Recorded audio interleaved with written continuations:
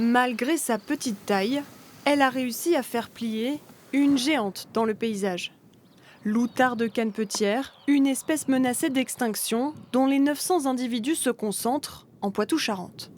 Elle est présente ici parce que il se trouve qu'on a des milieux ouverts, des milieux agricoles très ouverts comme celui-ci, qui permettent à l'outarde de y trouver son écologie favorable. L'endroit idéal pour se reproduire et nidifier, jusqu'à l'arrivée de ces grandes éoliennes installées en plein milieu de leur couloir de migration. Il y a de nombreux individus qui sont équipés de balises GPS qui nous permettent de savoir à quelle hauteur ils volent et sur quelle distance.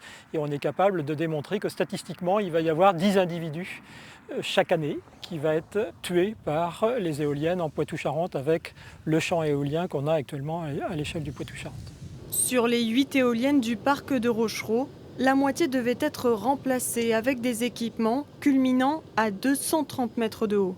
D'abord autorisé, ce projet vient d'être retoqué par la justice, en cause la proximité avec une zone de protection spéciale, ici en orange.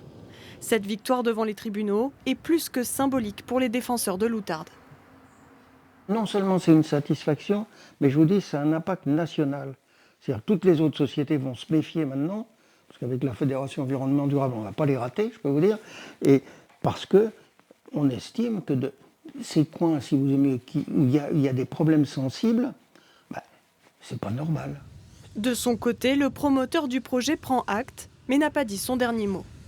La protection de la biodiversité est un enjeu majeur que nous prenons très au sérieux. Nous analysons actuellement les suites possibles dans le respect du cadre légal et en dialogue avec les acteurs du territoire.